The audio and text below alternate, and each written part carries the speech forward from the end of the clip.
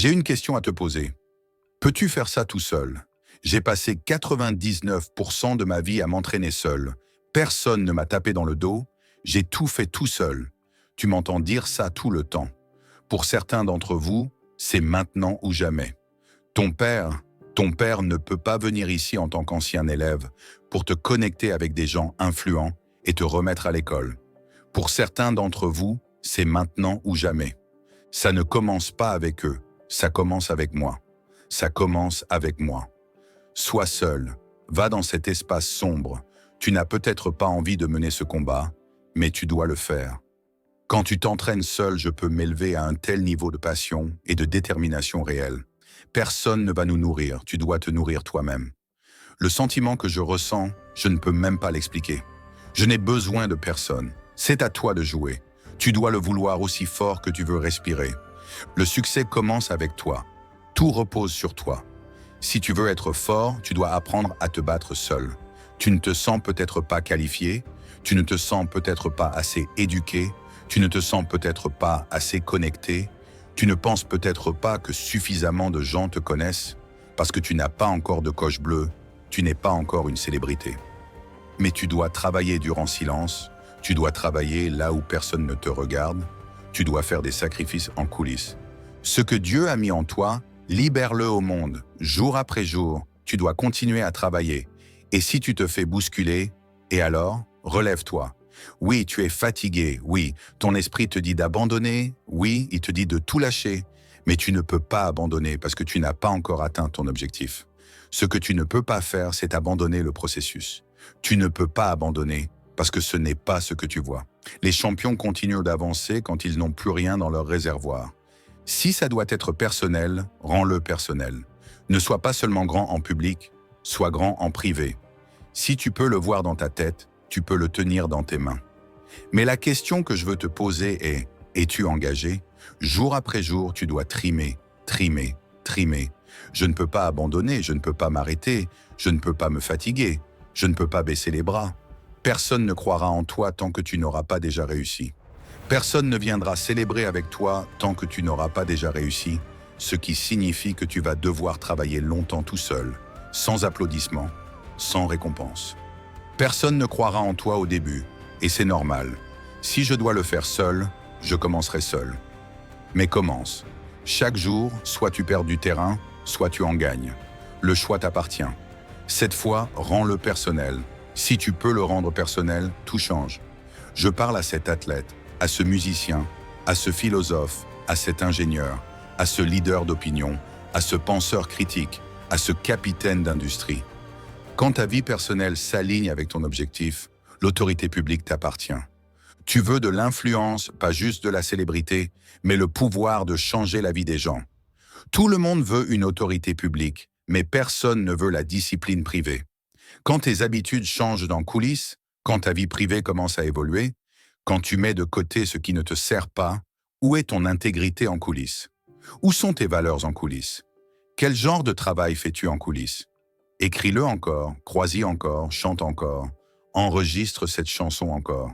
Ça commence là où tu es et où tu vas. Peux-tu regarder devant toi, t'étirer, te conditionner, te préparer pour la prochaine étape? Ce que Dieu a mis en toi, libère-le au monde. Si ça doit être personnel, rends-le personnel. Ne sois pas seulement grand en public, sois grand en privé. Si tu peux le voir dans ta tête, tu peux le tenir dans tes mains. Mais la question que je veux te poser est, es-tu engagé? Peux-tu identifier ce qui t'a brisé, ce qui t'a gardé dans la pauvreté, ce qui t'a gardé vaincu, ce qui t'a gardé sous les couvertures de l'anxiété, du stress et de l'écrasement? Tu essaies de faire des affaires avec des gens qui ne pensent pas comme toi, qui ne marchent pas comme toi, qui ne se sacrifient pas comme toi, qui ne sont pas prêts à verser le sang, la sueur et les larmes derrière des portes closes. Un homme est récompensé en public pour ce qu'il fait en privé. J'ai besoin que tu disparaisses pendant les 30 prochains jours. À quoi ça ressemble? 720 heures dédiées à l'avenir. J'ai besoin que tu disparaisses pendant 30 jours, juste 30 jours. Peux-tu t'éloigner pendant 30 jours? Peux-tu faire taire les sceptiques pendant 30 jours? Peux-tu dire à tout le monde de se taire pendant 30 jours pour que tu puisses te concentrer sur toi? Qui tu es aujourd'hui t'a amené jusqu'ici, mais si tu veux aller plus loin, tu dois te réinventer. Et pour te réinventer, tu dois tout arrêter pendant 30 jours. J'ai besoin que tu poursuives, que tu ailles chercher. La grandeur ne viendra pas frapper à ta porte. Certaines opportunités ne viendront pas frapper à ta porte. Tu dois aller les chercher. Je sais que tu as quelque chose en toi. Je sais que tu peux le faire. Mais ma question est, le feras-tu? Montre que tu as été trop concentré sur ceux qui n'étaient pas là pour toi, sur ceux qui ne croyaient pas en toi, sur le traumatisme, sur l'anxiété. Je me demande si tu peux commencer à changer cette focalisation dans les 30 prochains jours, sur ce qui fonctionne dans ta vie, sur ce qui est sous ton contrôle, et non sur ce qui est hors de ton contrôle. La première personne que tu dois influencer dans ta vie, c'est toi. Tu ne peux pas mener les autres. Tu ne peux pas aller quelque part à moins de t'être éveillé intérieurement pour suivre un plan précis. Écris-le. Il n'y a pas de honte à vouloir abandonner. Laisse-moi être honnête avec toi, transparent. Ces trucs d'école, ça me tue. J'ai encore un cours de statistique à terminer pour mon doctorat et je te dis, j'étais prêt à abandonner. Il n'y a pas de honte à penser à abandonner, à être fatigué, à se sentir épuisé. Mais le truc, c'est de ne pas juste y penser. Dis-toi que tu dois repenser ça et chasser cette pensée de ton esprit. Parce que la honte, c'est d'abandonner. Alors si tu y as pensé, ce n'est pas grave. Ne laisse pas cette pensée devenir réalité. 3 mots pour toi, ferme tout. Nous ne pouvons pas avoir d'avenir sans révélation. Nous devons voir à quel point nous sommes loin de là où nous sommes censés être. Une fois que tu fermes tout, tu pourras diagnostiquer, examiner, réparer les routes. Tu continues d'essayer d'avancer vers ton avenir fracturé, brisé, blessé. Tu dois avancer vers ton avenir entier. Tu peux décider de la qualité de ta vie. Écoute-moi, tu n'es pas une victime. Je ne peux pas décider comment je suis né, ni quand je vais mourir, mais je peux contrôler tout ce qui se passe entre les deux. Je sais que tu es brisé, fatigué, confus, que tu as des questions, que tu saignes à des endroits que personne ne peut voir. Mais si tu fermes tout, tu peux guérir. Tu te tiens au bord du plus grand mouvement de ta vie. Le moment est venu, plus que jamais, de faire un saut de foi. Il faut de la foi pour sauter du bord, pour entrer dans ton objectif, dans ta destinée, pour t'éloigner de tout ce qui est familier, pour entrer dans un territoire inconnu, pour devenir la personne que tu es né pour être. Peux-tu disparaître pendant 30 jours? Mets-y le travail. Examine ce que tu as écrit, réfléchis aux discussions que tu as eues. Traverse le processus, traverse la boue, inspire, expire. Je sais qu'il fait froid de l'autre côté, mais il est temps pour toi de passer de l'autre côté, parce que tu es trop confortable. Ce qui empêche la plupart des gens d'avancer dans la direction qu'ils veulent, c'est un manque de discipline. Et personne ne veut entendre cette réponse, c'est la plus dure. La discipline, c'est un coup en plein visage, parce qu'ils savent que c'est vrai. Si tu as une once de discipline, la capacité de ne pas vouloir le faire, mais de le faire quand même, c'est la chose la plus puissante au monde. Vas-tu être en bonne forme physique sans discipline? Vas-tu réussir financièrement sans discipline? Vas-tu devenir intellectuellement plus puissant sans discipline?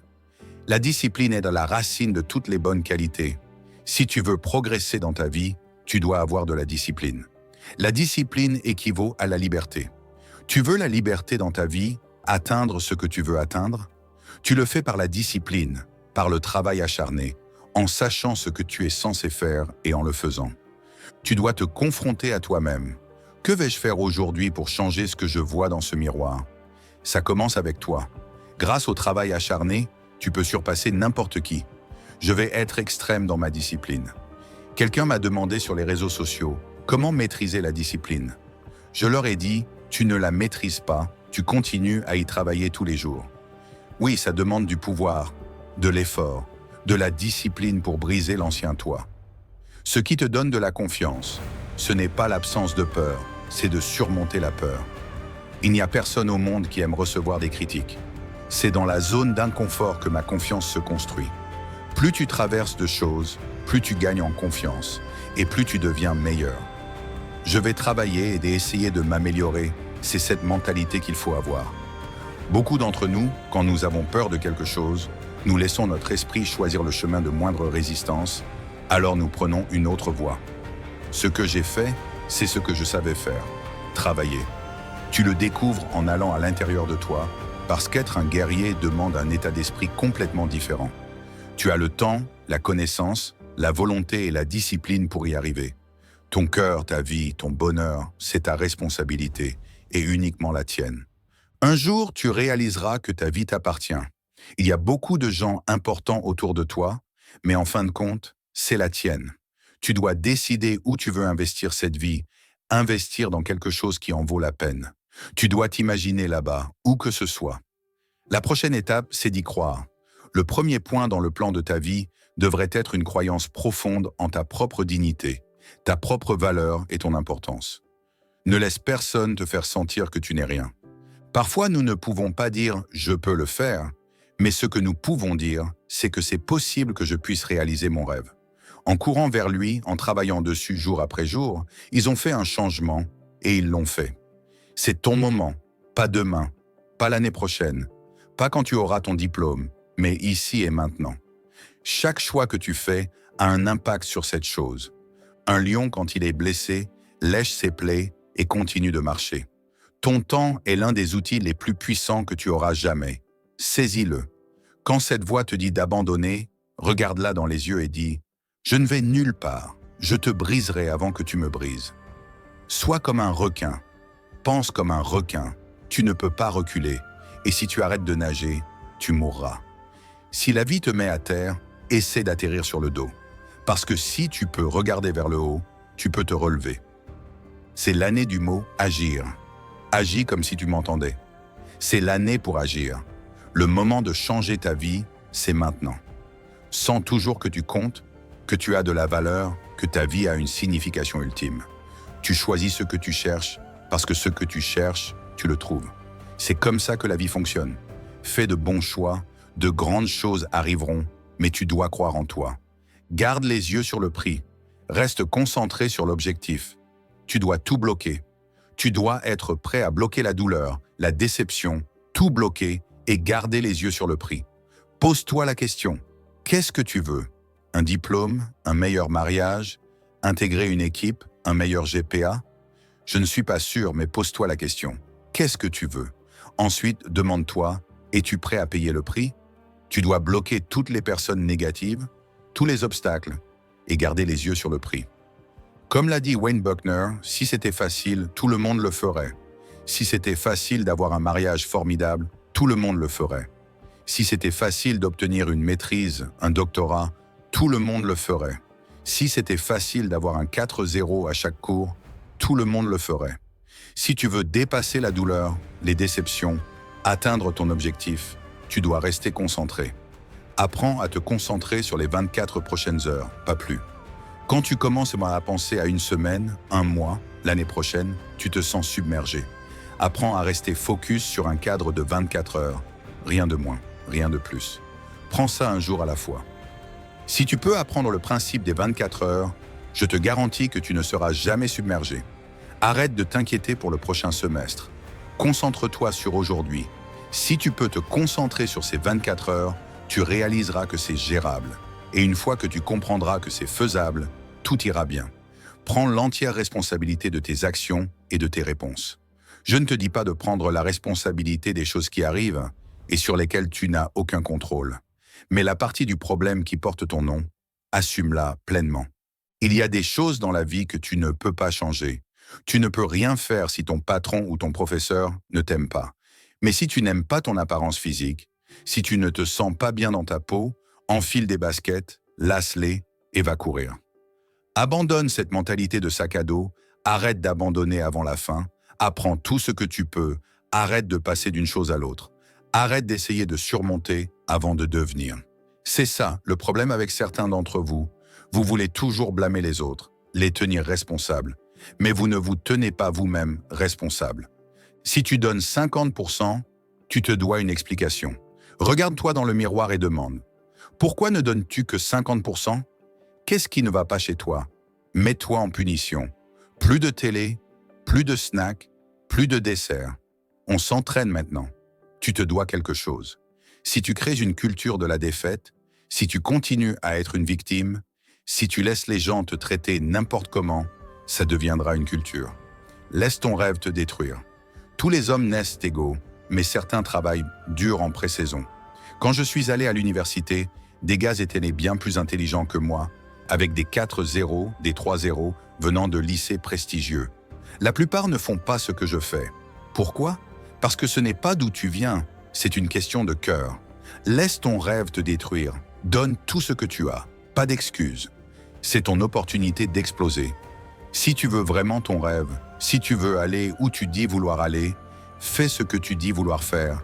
Laisse ton rêve te détruire, te briser, parce que c'est la seule façon d'être reconstruit. La version de toi actuelle est une bénédiction, mais elle ne t'amènera pas au niveau suivant. Ce qui t'a amené ici ne t'amènera pas là-bas. Laisse le rêve te détruire, te démolir, te redéfinir, te reconstruire plus fort. La première version d'Éric Thomas, le décrocheur du lycée, n'aurait jamais pu se tenir devant vous. J'ai dû détruire cet Éric Thomas. Ton problème, c'est que tu parles bien, mais au premier signe d'adversité, au premier revers, à la première chose qui ne va pas comme prévu, tu abandonnes.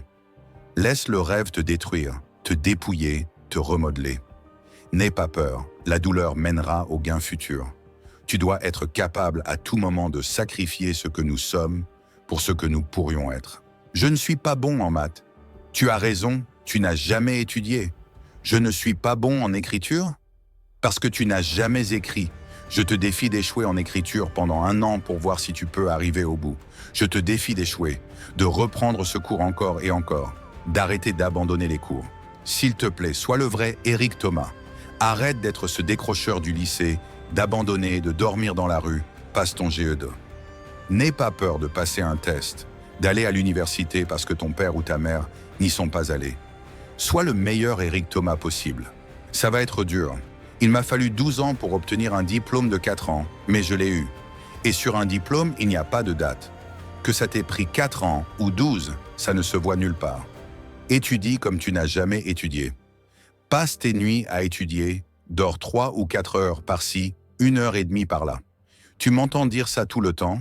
Pour certains d'entre vous, c'est maintenant ou jamais. Même si tu me dis que tu vas te donner à fond et obtenir un 0-0, fais-le quand même. J'ai raté l'anglais 3 fois à l'université. La première fois, j'ai abandonné. La deuxième fois, on m'a dit que j'allais échouer, mais je suis resté. Et même si j'ai échoué, j'ai appris un nouveau concept. La troisième fois, j'ai passé le test et je l'ai réussi. Tu dois tout donner pour obtenir ce que tu veux. Tu dois donner tout ce que tu ne réalises même pas posséder pour arriver là où tu veux aller. Quand tu fais ce qu'ils veulent, tu auras ce qu'ils n'ont pas. Quand tu fais ce qu'ils refusent, tu auras des options qu'ils n'auront pas. Réservées à ceux qui choisissent d'avancer quand les autres restent immobiles, à ceux qui se lèvent quand les autres n'ont pas la force de le faire. Quand tout ce que tu veux, c'est réussir aussi fort que tu veux respirer, alors tu réussiras. Je suis là pour te dire que la plupart d'entre vous disent vouloir réussir, mais vous ne le voulez pas assez. Vous le voulez un peu, mais pas plus que faire la fête. Pas plus que d'être cool. Pas plus que dormir. Certains d'entre vous font des sacrifices quand il n'y a pas de football le lundi soir, mais dès que le match arrive, vous êtes accro. Vous pouvez faire des sacrifices le dimanche quand il ne se passe rien, mais dès que votre émission préférée passe le lundi, bam, vous êtes focus sur votre téléphone. Si vous abandonnez votre téléphone, vous réussiriez, mais votre téléphone est plus important que votre succès. Donne tout ce que tu as. Plus de télé, plus de fêtes, plus de distractions. Si tu n'as pas un 4-0, tu devrais être en train d'étudier. Éteins ton téléphone. Je ne suis pas disponible jusqu'à la fin de l'année.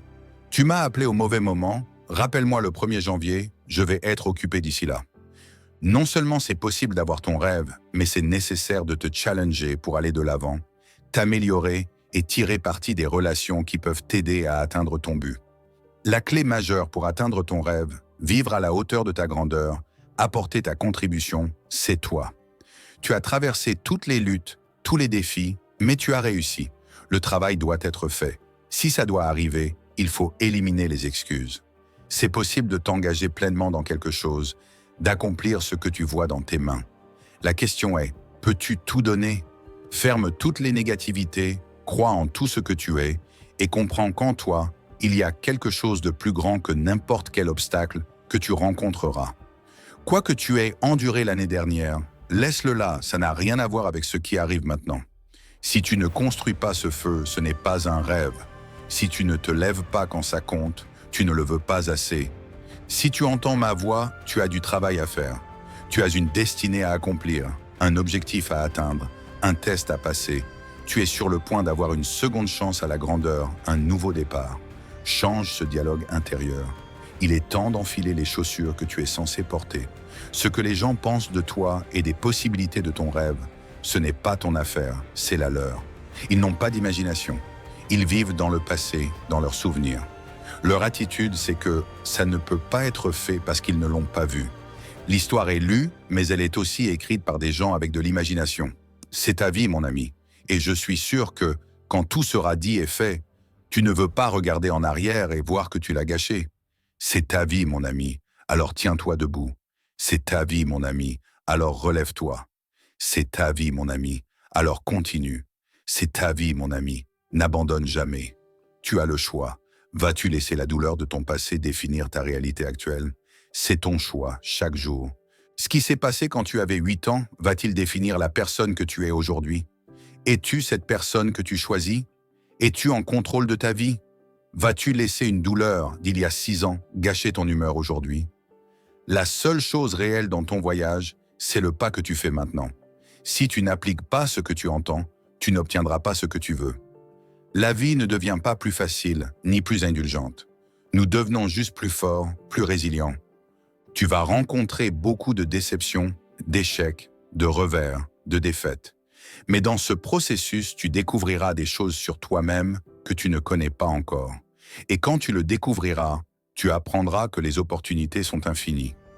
Mais tu ne peux pas les saisir en regardant dans le rétroviseur, sinon ton avenir ressemblera à ton passé. Tu es ici parce que tu es différent, pas commun. Un homme a dit « Je choisis de ne pas être un homme ordinaire. C'est mon droit d'être extraordinaire si je le peux. » Tu n'as pas la réalité que tu veux? Crée-la. Tu es en charge de ta vie. Arrête de prier pour que la tempête passe au-dessus de toi. Prie pour grandir à travers la tempête. Arrête de la contourner. Traverse-la. Ce que tu traverses, tu le surmonteras. Certaines batailles ne se gagnent pas au premier round. Ne te laisse pas prendre par « J'ai essayé 4 ou 5 fois et ça n'a pas marché ». Si tu veux quelque chose et que tu en as faim, tu dois faire tout ce qui est de nécessaire jusqu'à ce que. Quand tu donnes le meilleur de toi et que ce n'est pas assez, tu dois faire ce qui est requis.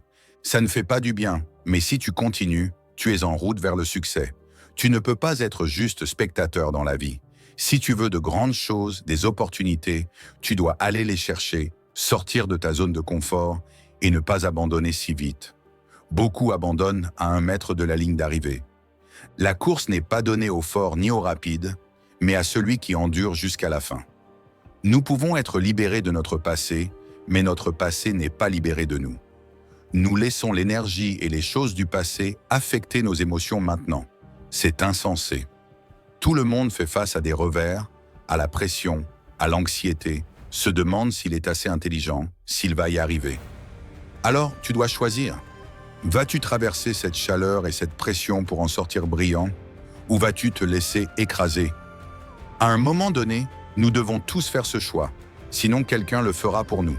C'est ta réaction à l'adversité, et non l'adversité elle-même, qui détermine comment ton histoire de vie se développera. Le fond du gouffre est la base solide pour construire l'avenir. Quand tu as tout perdu, tu as tout ce dont tu as besoin. Tu as besoin d'endurance, de stamina. Tu ne vas pas atteindre le million avec le premier investissement, ni frapper un home run au premier swing. Je n'accepterai jamais la défaite.